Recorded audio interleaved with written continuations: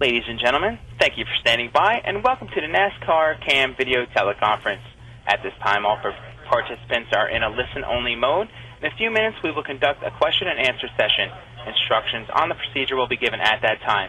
As a reminder, this conference is being recorded. I would now like to turn the conference over to our host, NASCAR's Denise Maloof. Denise, go ahead. Thank you, Anthony. Good afternoon, everyone, and welcome to this week's NASCAR Cam Video Teleconference ahead of this weekend's events at Bristol Motor Speedway. It's the first of 3 races remaining before the chase for the NASCAR Sprint Cup. Our guests today are Richard Childress, owner of Richard Childress Racing, and Kevin Harvick, driver of RCR's number 29 Shell Pennzoil Chevrolet. Gentlemen, welcome. Glad to be here. Thanks for having us. Thanks. RCR is in the midst of rejuvenation, I think it's safe to say, this season, and it's led by Harvick, who has won for the 3rd time this season, last Sunday at Michigan. And he's also led the NASCAR Sprint Cup Series standings for the past 14 weeks. Richard, we'll start with you. I know you're excited that all 3 of your NASCAR Sprint Cup teams are currently chase eligible, but you and Kevin also made an important announcement this morning. Do you mind updating us? Sure. You know, it's great coming in off of a win like Kevin had Sunday at Michigan and into any announcement. This one was special today. We're going to be running, Budweiser will be our sponsor for the next 3 years on the 29 Chevrolet, and we couldn't be prouder to be associated with a company that has such rich history in our sport. They've been in our sport for 3 decades, and Kevin's won 2 of the Bud shootouts, Busch Championship, which is Anheuser-Busch, and we won our first race at Riverside with Ricky Rudd. It was sponsored by Budweiser. So we've been in that family a while, but to have them in our family today is great. Sounds good. And Kevin, you're the first driver to clinch a chase berth, so congratulations for that. You did it Sunday with your win at Michigan. I know it's early, but you must be pleased to be a serious contender for the championship this year.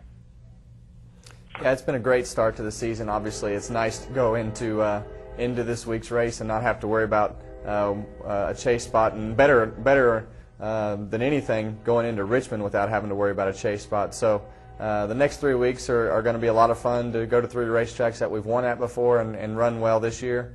To just try to get some more bonus points and get prepared for the chase. So obviously the last 10 weeks will be as stressful as they've ever been, but we just got to keep doing what we're doing and having fun with it, and over the next 3 weeks is kind of a reward for everything that we've got to do at the beginning of the year. Sounds good. Thank you both for that, and we'll go straight now to media questions for Richard Childress and Kevin Harvick. Thank you. The floor is now open for questions. If you do have a question, please press *1 on your telephone keypad at this time. If you are using a speakerphone, we ask that while posing your question, you pick up your handset to provide favorable sound quality. If at any time your question has been answered, you can remove yourself from the queue by pressing 1. Again, ladies and gentlemen, if you do have a question, please press *1 on your telephone keypad at this time. Our first question comes from Kerry Murphy from the Final Lap. Sir, you may ask your question. Hey, Kevin, I just wanted to ask you, you've been Mr. Consistency all season long, leading the points for like 14 weeks or something like that. How do you maintain that going into the chase, and also for your crew? How do you keep them motivated and pumped up?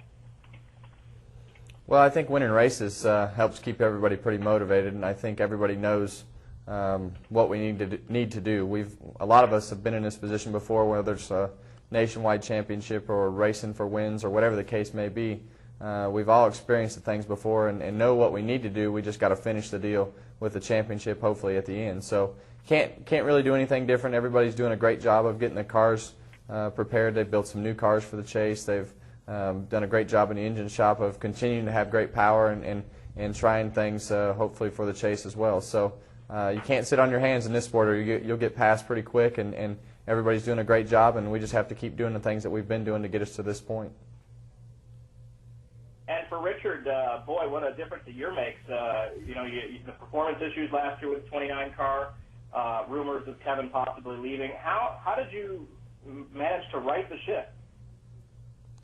Well, I didn't do it alone. It took a lot of people to do it. You know, we all really started working on it real hard about May or June. We seen we're not going down the right path with a lot of things, and pulled everyone together, and we all put ideas together and came up with what we thought we needed to change. Kevin and I talked. He gave us some good advice in areas that we knew we had to work on to become a championship caliber race team, and it started turning around. Started showing with 8 or 9 races to go last year. The performance of the cars started picking up, and I felt good about starting this season out. Thanks, guys. Good luck this weekend. Thank you. Our next question comes from Holly Kane from AOL Sports. Ma'am, you may ask your question. Thank you, and this is kind of along those same lines, and I'd like Kevin to answer it. It sounds very simple to say what changed, but really, with all that went on last year, for you to come out and lead the championship, it's one extreme to another. Can you put your finger on what changed, and was it just the technical stuff, or was there the intangible of you feeling good about things again? Well, I think the easiest thing to tell you is it'd be easier to tell you what didn't change. To be honest with you, I think everything from top to bottom. Richard came in and made a lot of restructuring, made a lot of changes, and restructured a lot of the personnel on the race teams, and then moved Scott Miller into the competition director. And really, I think after all the personnel changes took place, I think we came up with a different direction, and the engineering department has become more involved. We're able to use the tools as our 7-post and our simulation and all the things that we already had here, just using them correctly and more often. So really getting the cars to where they needed to be from that standpoint and with the new direction is something that probably obviously means the most on the racetrack, but all the off-track changes are what make the on-track changes take place. So really everything has changed. It's still the same people, just working in a different direction. Thank you. Our next question comes from Claire Lang from Sirius NASCAR Radio. Ma'am, you may ask your question. Thank you, and this is for both Kevin and Richard. We all know that Budweiser adds a lot of marketing and visibility. Not that Kevin needs that, not that Shell didn't provide that. But for Richard, what about the marketing and the, visibility that Budweiser provides? And for Kevin, how does life change being the Budweiser driver? The one-night stands and the visibility there, and the people that you'll meet in the bars as you promote the product. From my part, it's an honor to be with a company that has such a great activation program. They do so much around the racetracks. They do so much for the fans. They've got some really neat stuff coming next year for our fans. And to be part of that and to see Kevin, to see the car in so many places and the things that Budweiser does with their program, it's an added benefit to Kevin and RCR. Yeah, I think from any standpoint, from a driver standpoint, a team standpoint, the more visibility that you get from your sponsor activating your sponsorship is good for everybody. And for me, I think the best thing about Budweiser coming on board is the fact that it's a real casual sponsor as far as the atmosphere and the things that come with it.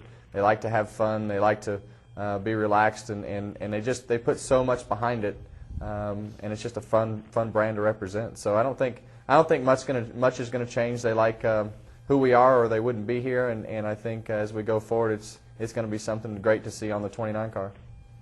Well, good luck and thanks a lot. Again, ladies and gentlemen, if you'd like to ask a question, please press star 1 on your telephone keypad at this time. And our next question comes from Dwight Drum from Racetake.com. Sir, you may ask your question. Thank you. Kevin, as you said, you can't really savor the wins. You got to kind of move on real fast. Kind of a two-part question. When do you sit back and really get to enjoy those wins? And is handling the wins, is that as important as handling losses?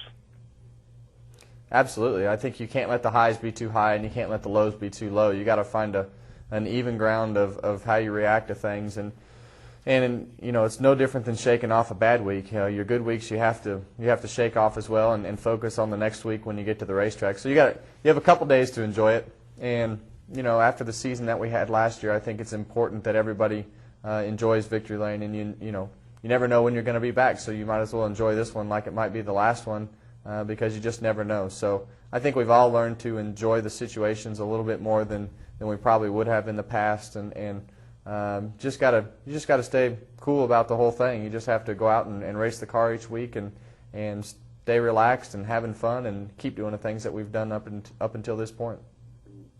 Thanks, Kevin, and good luck this week. Our next question comes from Rob Gray from Des Moines Register. Sir, you may ask your question.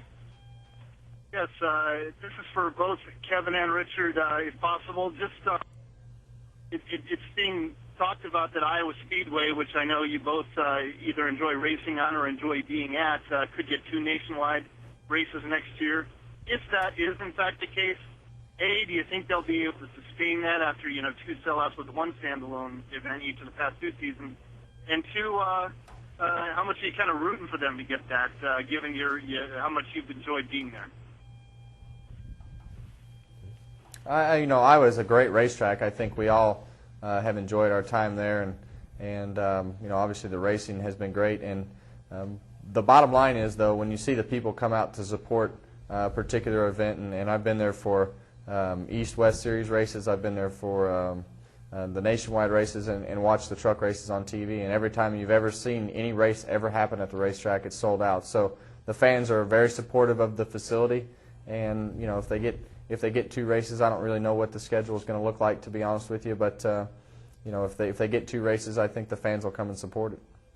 Same here. I really enjoy going up there, and the fans up there, they're going to support the races. I think they'll do really well getting 2 nationwide races, and it's going to be neat to see that, because the racing up there is a real fan-friendly atmosphere when you go up to Iowa.